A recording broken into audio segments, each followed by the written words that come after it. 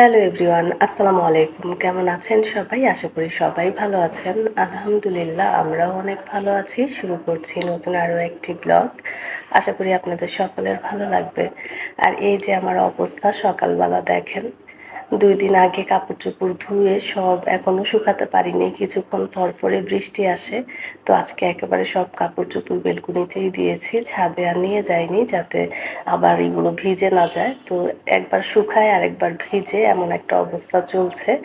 তো বৃষ্টির দিনে সবারই কাপড় চোপড় শুকাতে এই এক সমস্যা। আর আজকেও আমারও একই প্রবলেম হচ্ছে। তো সকালবেলা ঘরের সবাইয়েরই নাস্তা করা শেষ। তো এখন ঘরের অন্যান্য কাজগুলো করব। তো নাস্তার পরে তো সচরাচর দুপুরে রান্নার একটা ঝামেলা থাকে। আর ঘরের টুকিটাকি কাজগুলো সব অফ ক্যামেরায় করে নিয়েছি, যেহেতু ওর বাবা বাসায়, তাকে সময়ের মধ্যে খাবার দিতে হবে। তো সে বাজারে গিয়ে কত রকমের সবজি নিয়ে এসেছে। তো আজকে তার ইচ্ছা সে নাকি সবজি খিচুড়ি খাবে। তো তার আবার এই তো কাটিং করতে অনেক বেশি ভালো লাগে, সে নিজেই কাটতে বসে পড়েছে। আমি সেই ফাঁকে ঘরের অন্যান্য কাজগুলো সারছিলাম। তো ওর বাবা বাসায় থাকলে আমাকে কিন্তু এই দিকটায় অনেকটাই হেল্প করে। সে চপিং করতে ভীষণ পছন্দ করে, তো সে আমাকে কেটে দিচ্ছিল আর আমি ঘরের বাকি কাজগুলো করছিলাম।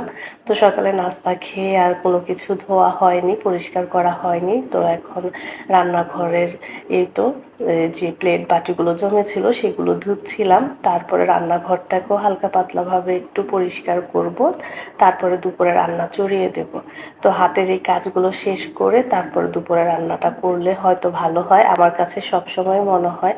আর আমি অল্প সময়ের মধ্যেই কাজ করতে বেশি পছন্দ করি। সারাদিন কাজ নিয়ে বসে থাকতে আমার মোটেও ভালো ভালো লাগে না। কাজ করে বসে থাকতে অনেক ভালো লাগে, একেবারে মনটাও ভালো লাগে, খুব শান্তি লাগে। তো সব ঘরের বিছানা ঝেড়ে ফেলেছিলাম, তো এই বিছানাটা ঝাড়তে একেবারে ভুলে গিয়েছি অন্যান্য কাজের ফাঁকে। তো হাতে সময় পাওয়াতে এই বিছানাটাও এখন ঝেড়ে ফেলছি। আর জাহান সাবরিনের তো সামনে পরীক্ষাও শুরু, তো আমার একেবারে মাথা খারাপ অবস্থা, কি করব। তো কাপড় চোপড়গুলো শুকানো হয়ে গিয়েছে, তো বেলকনিতে এসেছিলাম দেখতে যে কাপড়গুলো শুকিয়েছে কিনা। আবার যে কোনো সময় বৃষ্টি চলে আসলে আবার ভিজে যাবে, সেই কারণে আগেই সব কাপড় চোপড় বেলকনি থেকে ঘরে নিয়ে যাচ্ছি যাতে ভাঁজ করে রেখে দিতে পারি।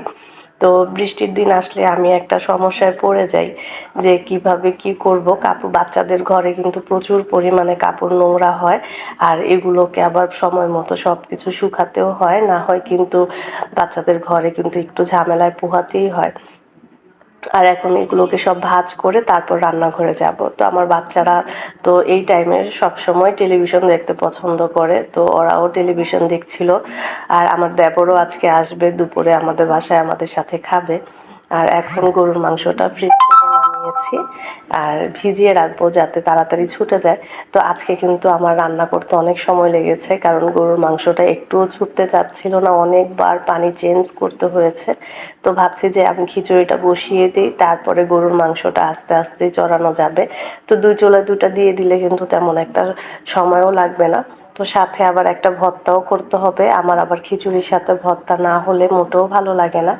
আর এখন খিচুড়ি রান্নাটা শুরু করে দিলাম। তো আজকে আমি রান্না করব, তো সব সময় আমার মাকে দিয়ে আমি রান্না করাই। তো মাঝে মাঝে একটু যদি নিজে রান্না করি তাহলে একটু প্র্যাকটিস তো হয়। আর এখন সব মশলা দিয়ে দিচ্ছি। আর খিচুড়িতে যেহেতু প্রচুর পরিমাণে সবজি কেটে রেখেছে, এক ঝুড়ি সবজি কেটেছে, তো এগুলো সব দিতে হবে। তার কাছে না হয় নাকি মজাই লাগবে না। আর খিচুড়ির জন্য চাল খুবই কম নিয়েছি, চাল আর ডাল সমান সমানভাবেই নিয়েছি, কারণ খিচুড়িতে কিন্তু একটু ডাল বেশি হলে ভালো লাগে খেতে। তো আজকে ঘরে অন্যান্য ডাল না থাকায় শুধু মসুরির ডালটাই ব্যবহার করেছি, তারপরেও অনেক ভালো হয়েছিল খিচুড়ি। আর এখন পানিও দিয়ে দিচ্ছি, তো ঢেকে দেবো, যেহেতু একেবারে এটা পাতলা খিচুড়ি হবে, সেই কারণে ঢেকে চুলার আঁচটা কমিয়ে দেব। তারপরে তো গরুর মাংসর মশলা সব দিয়ে রেখেছিলাম, আর এখন একবারে সব কিছু মেখে তারপর চুলায় বসিয়ে দেব। তো আমি সবসময় গরুর মাংস এভাবেই রান্না করি, আমার কাছে সব সময় এভাবে খেতেই ভালো লাগে।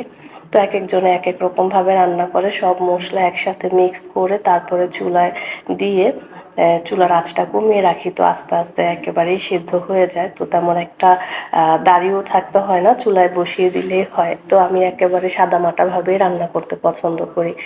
তো জায়ান সাবরিনার বাবা বাসায় থাকলে আমার কিন্তু বেশিরভাগ সময় রান্নাঘরে কাটাতে হয়, যেহেতু সে বাসায় আছে। তাকে সকালে আলাদাভাবে রান্না করে খাওয়াতে হয়, দুপুরে আলাদাভাবে, রাতে আলাদাভাবে। তো আমার কিন্তু এই খিচুড়ি রান্না করার পর রাতেও রান্না করতে হয়েছে। তো রাতে আমি আবার ছোটো মাছ চচ্চড়ি করেছিলাম। তো ওর বাবা বাসায় থাকলে আমার 3 টাইমে রান্না চুলায় রাখতেই হয় সারাক্ষণ। আর এ তো রান্না কিন্তু প্রায় কমপ্লিট হয়ে গিয়েছে, গরুর মাংসটাও রান্না করা শেষ। একেবারেই আমি ঝোল তেমন একটা রাখিনি, একেবারেই শুকনো শুকনো করেই রান্না করেছি। আর খিচুড়ি রান্না রান্না করাও শেষ। আর খিচুড়ির যা যা সবজি দিয়েছিলাম সব কিছু একেবারে মিক্স হয়ে গিয়েছে। আর খিচুড়িটা খেতেও ভীষণ ভালো হয়েছে। তো আজকের মতো এখানেই বিদায় নিচ্ছি, দেখা হবে নতুন আরও একটি ব্লগে। ধন্যবাদ সবাইকে, ভালো থাকবেন সবাই, আল্লাহ হাফেজ।